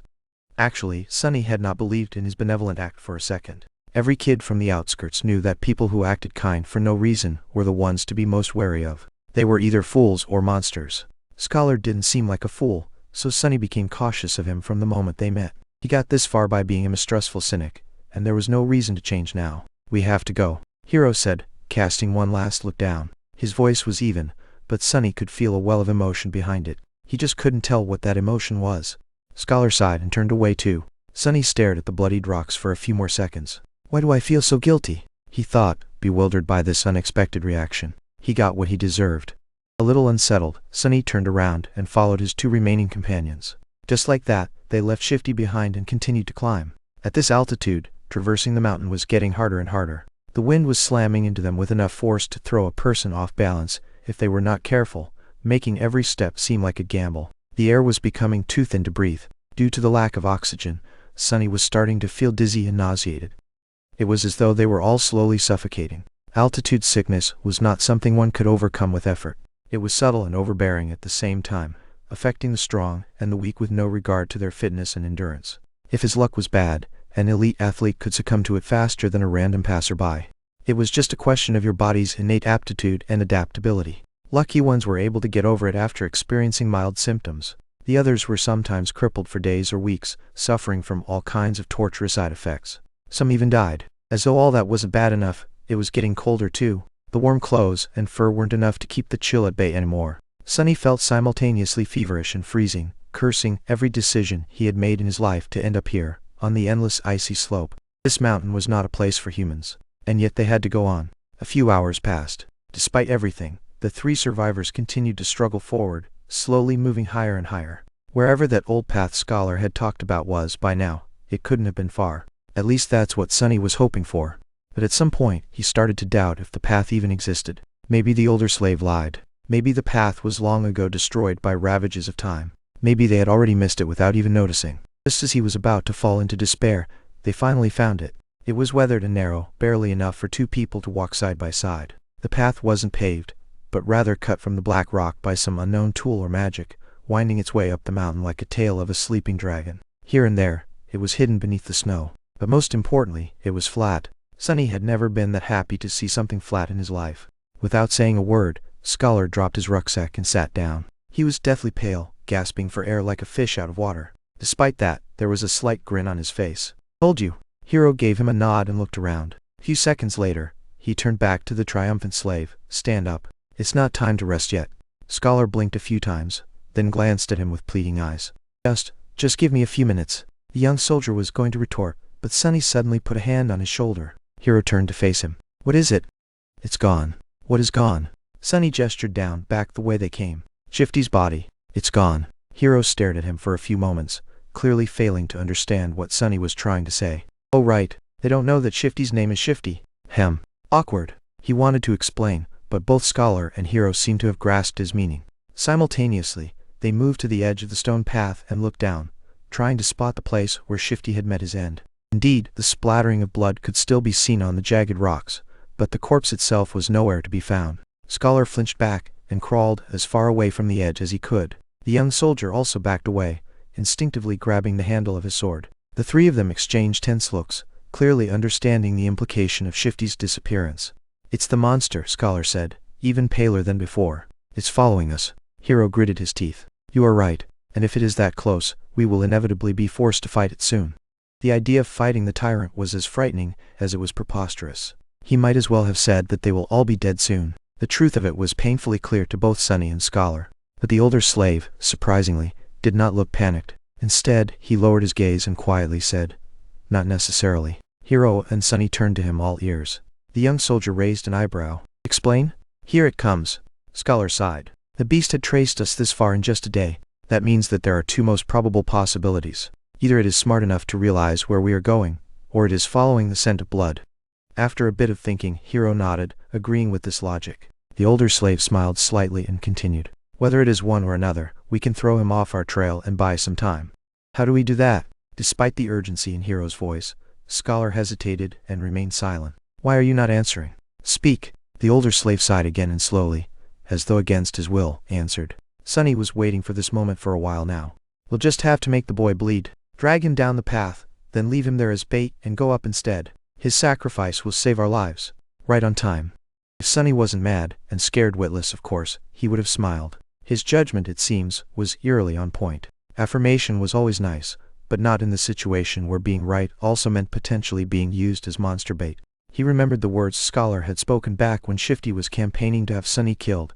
"Don't be too hasty, my friend. The boy might prove useful later on." These words, which had sounded benevolent then, now turned out to hide a much more sinister meaning. What a bastard. Now it all depended on whether or not Hiro would decide to follow through with Scholar's plan. The young soldier blinked, astonished. "What do you mean, make him bleed?" Scholar shook his head. "It's simple, really. If the monster knows where we are going, we have no choice but to abandon our plans to reach the mountain pass and go over the peak of the mountain instead. If the monster is following the scent of blood, we have to use one of us as bait to mislead it." He paused. "Only by leaving a bleeding man further down the path can we reliably avoid the pursuit, no matter how it is tracking us." Hiro stood motionless, his eyes jumping between Scholar and Sonny. After a few seconds, he asked, "How can you bring yourself to propose something so vile?" The older slave masterfully pretended to look aggrieved and somber. "Of course it pains me, but if we do nothing, all three of us will die. This way, at least, the boy's death will save two lives. The gods will reward him for his sacrifice." "Gee, what a silver tongue.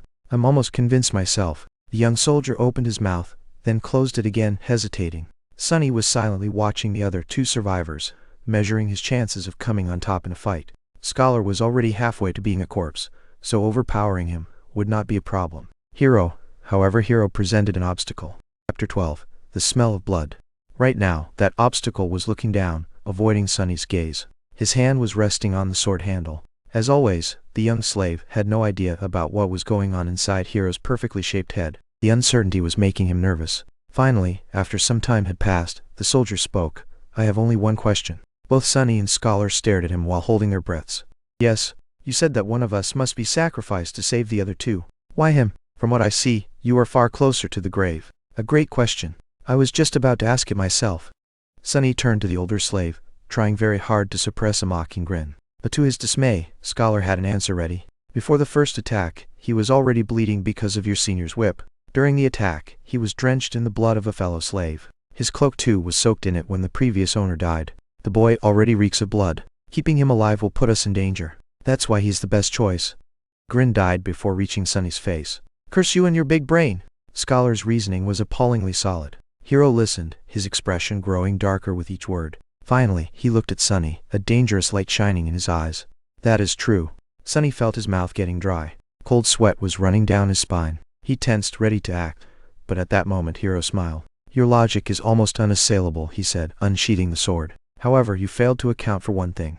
Scholar raised an eyebrow, trying to hide his own nervousness. "What might that be?" The young soldier turned to face him, the smile disappearing from his face. Now he was radiating thick, practically palpable killing intent.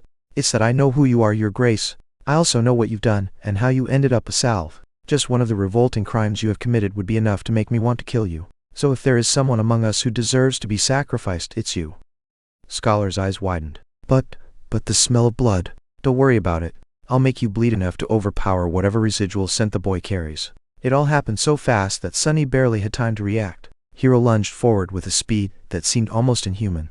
A moment later, Scholar was shrieking on the ground, his leg broken with one strike from the flat side of the young soldier's sword. Not giving him an opportunity to recover, Hiro stomped on his other leg, and a sickening sound of shattering bones could be clearly heard. The shriek turned into a sobbing howl. Just like that, Scholar was done for. The brutality of Hiro's actions was in such stark contrast with his usually graceful demeanor that Sunny felt blood turning to ice in his veins. This was scary. The soldier gave him a calm look and said in a placid tone, "Wait for me here." Then he grabbed the older slave and dragged him down the path, soon disappearing behind a rock outcropping. After a few minutes, terrible screams could be heard echoing through the wind.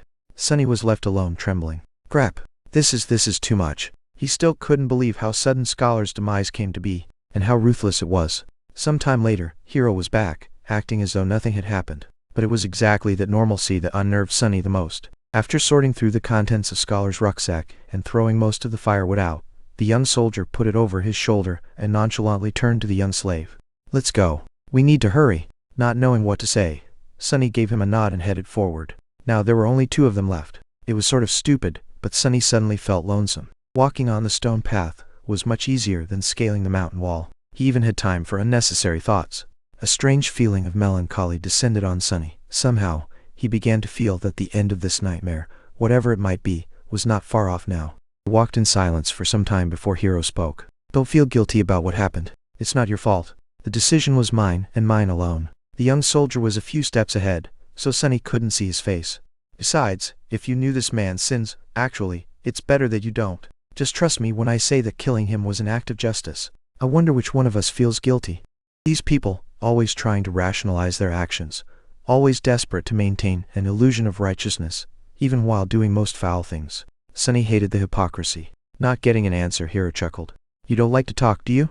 Well, fair enough. Silence is gold." They didn't speak again after that, each preoccupied with their own thoughts. The sun was setting, painting the world into a million shades of crimson.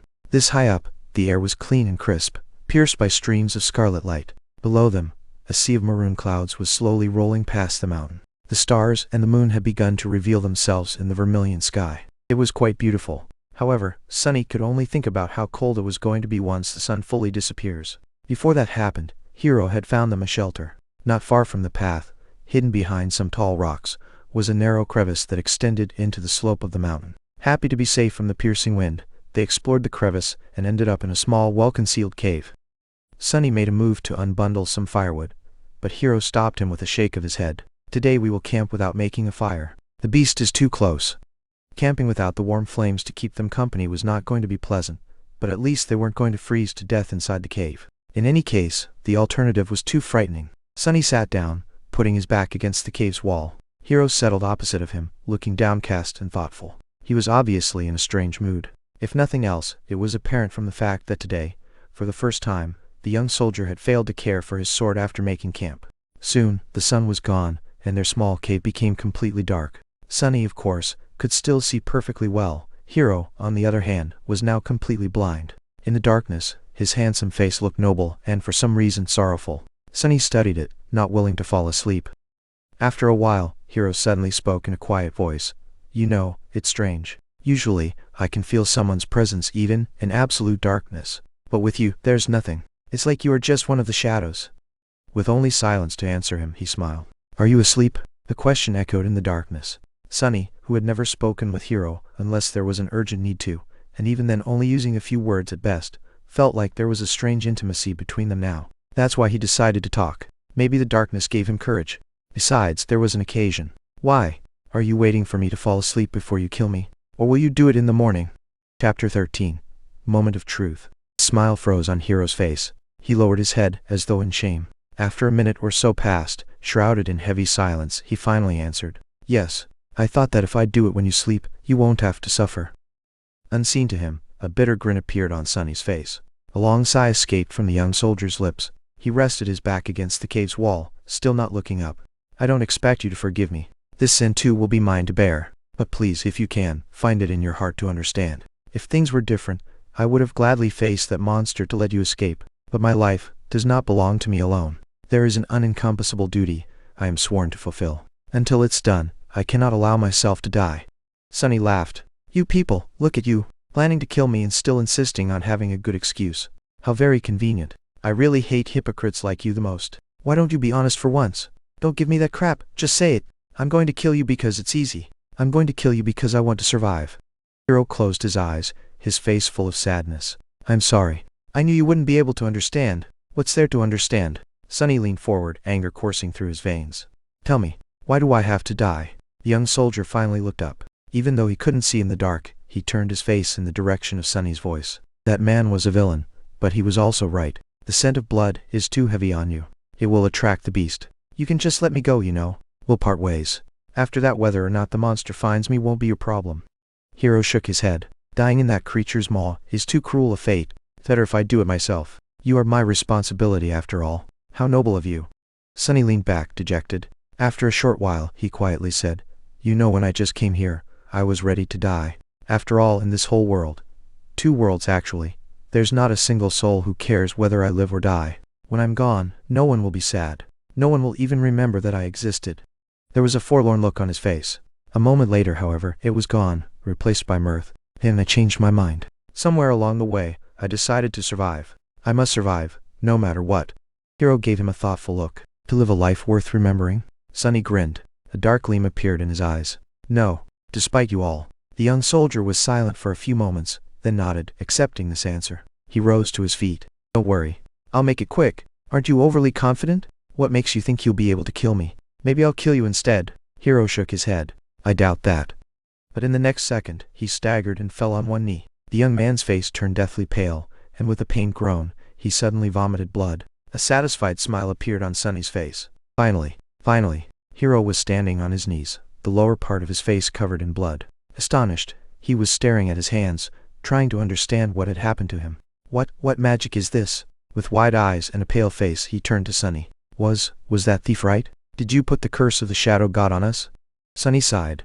I wish that I had the ability to throw divine curses around, but no. To tell you the truth, I don't have any abilities at all. Then how?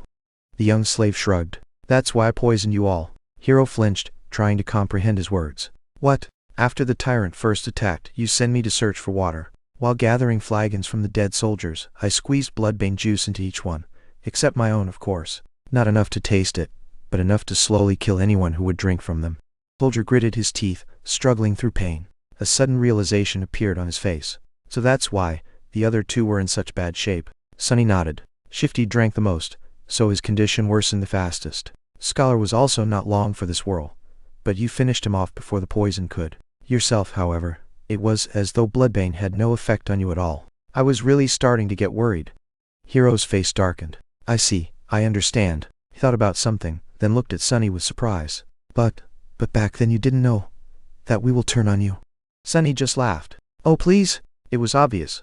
Shifty was the kind of man who would kill for a pair of boots. Scholar was like a wolf in sheep's clothing. People are selfish and cruel in the best of situations. Was I supposed to believe that those 2 weren't going to do something terrible to me when faced with certain death? Hiro spat more blood. Then, what about me? You? A disdainful expression appeared on Sunny's face. You are the worst of them. Why? Sunny looked at him and leaned forward. I might have not learned much in my short life, but I do know one thing, he said, all traces of humor gone from his voice. Now there was only cold, callous contempt. Sunny's face hardened as he spat.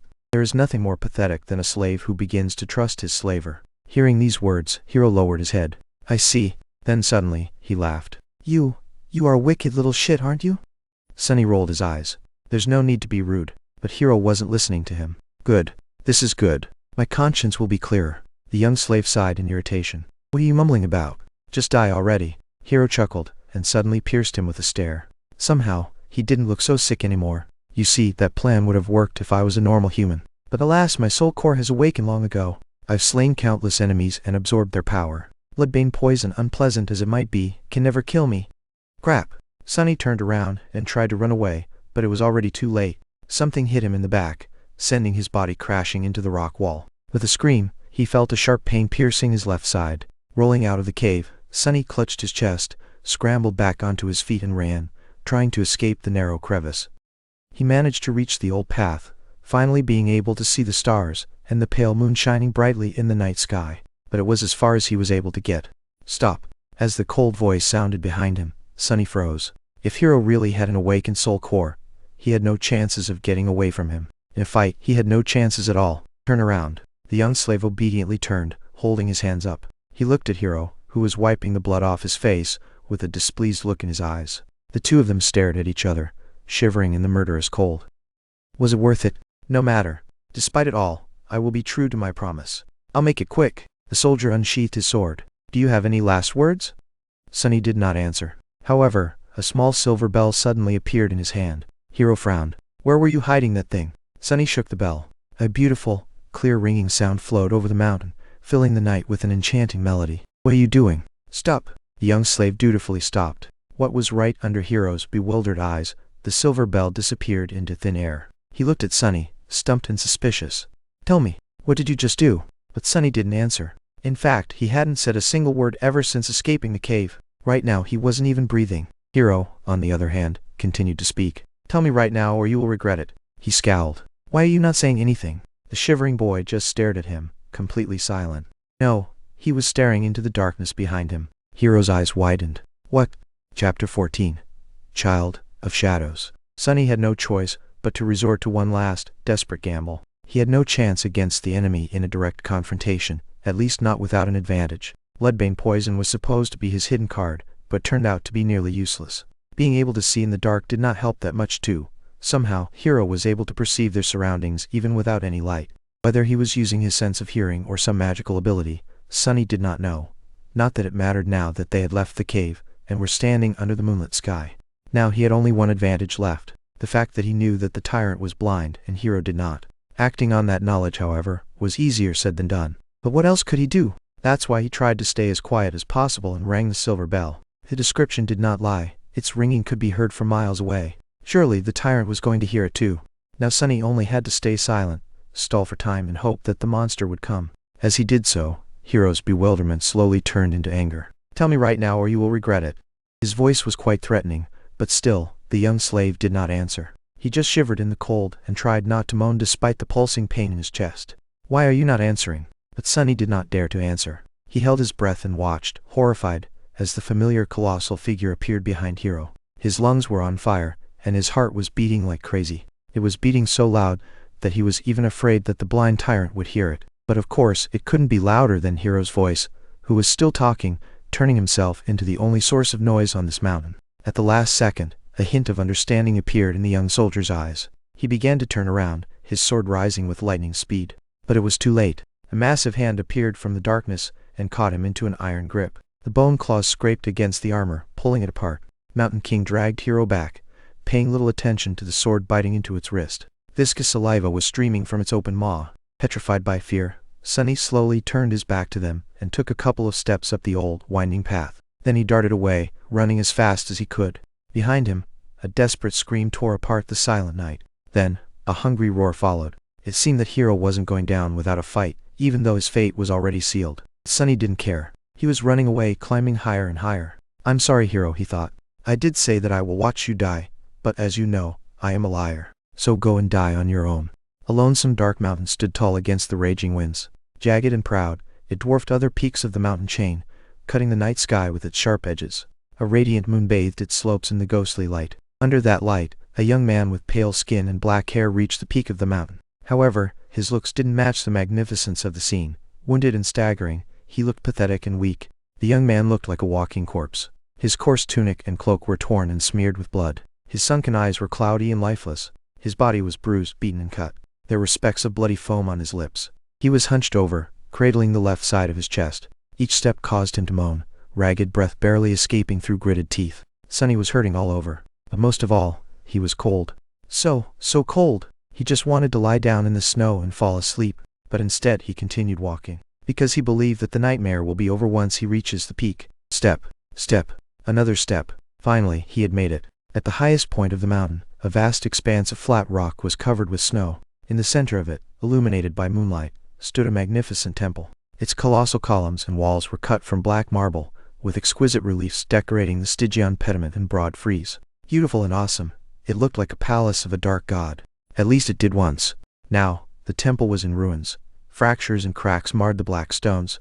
Parts of the roof had collapsed, letting in ice and snow. Its tall gates were broken, as if smashed into pieces by a hand of a giant. Still, Sunny was satisfied. Found you, he said in a hoarse voice. Gathering the last of his strength, the young slave slowly limped in the direction of the ruined temple. His thoughts were muddled and confused. See this, Hiro? He thought, forgetting for a second that Hiro was already dead. I've made it. You were strong and ruthless, and I was weak and timid. Yet now you are a corpse, and I am still alive. Isn't it funny? He stumbled and groaned, feeling the edges of his broken ribs cutting deeper into his lungs. Blood was dripping from his mouth. Dead or not, Hero had gotten him good with that single strike. Actually, it's not. What do any of you even know about being ruthless? Poor fools. In the world where I come from, people had thousands of years to turn cruelty into an art. And as someone on the receiving end of all that cruelty, don't you think I would know more about being vicious than you ever could? He was getting closer to the temple. Truth be told, you never stood a chance. Wait, what was I thinking about?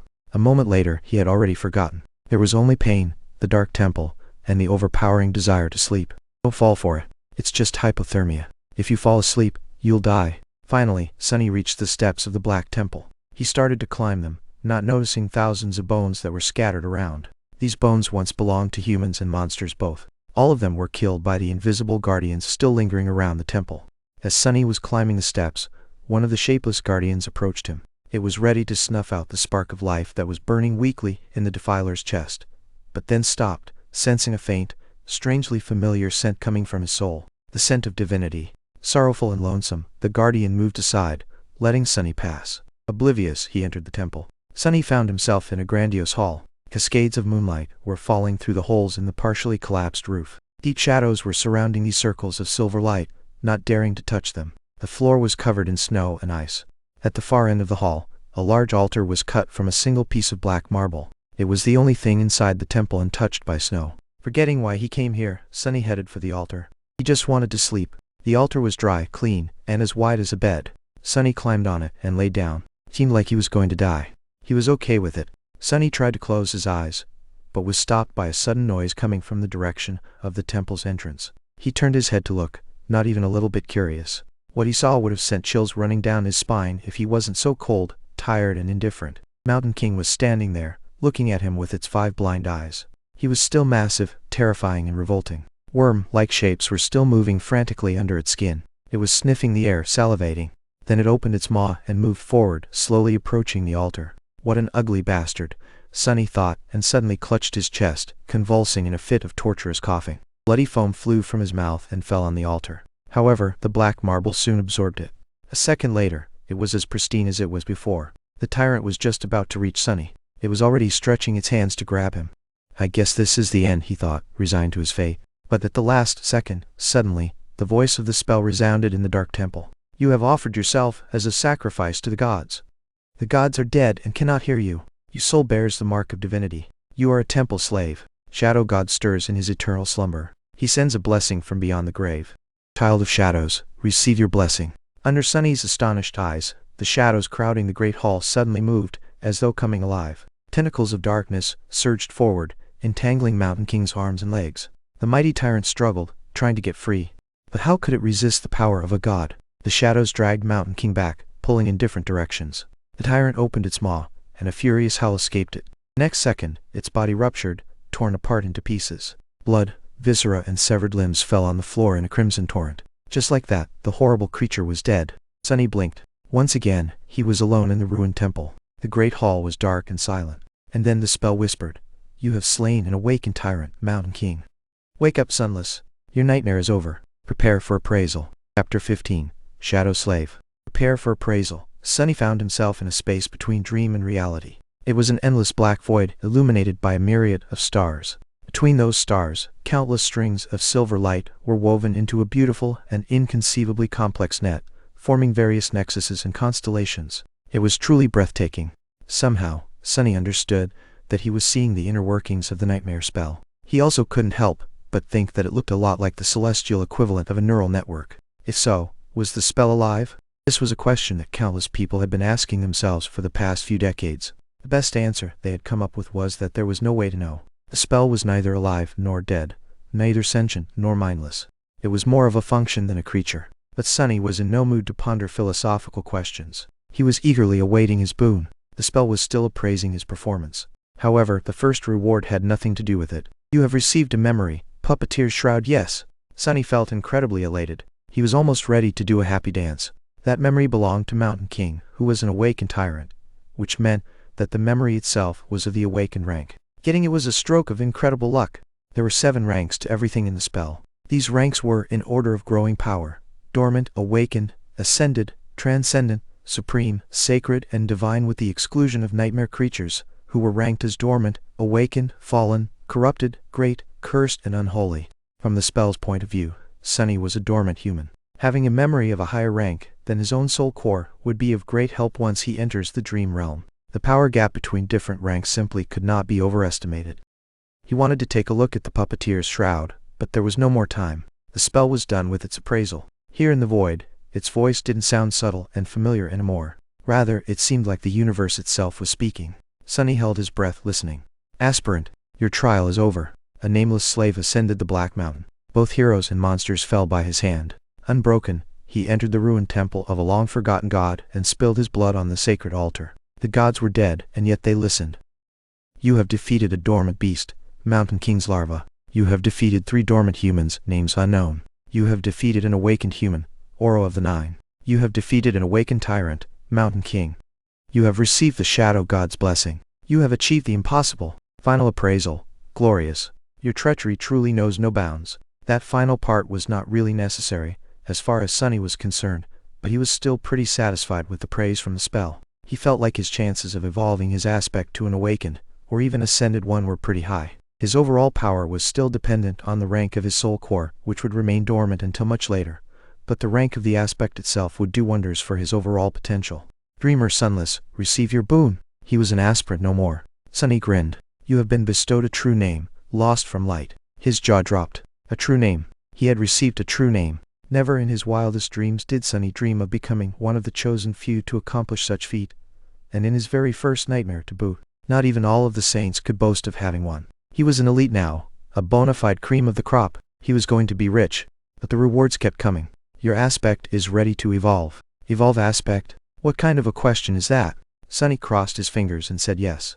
Dormant aspect temple slave is evolving. New aspect acquired. Aspect rank, divine. Sunny fell over. Aspect name, shadow slave. Divine, it's divine. Sunny was standing on his knees, stupefied. The shock was so great that for a second there he lost all control over his limbs and fell.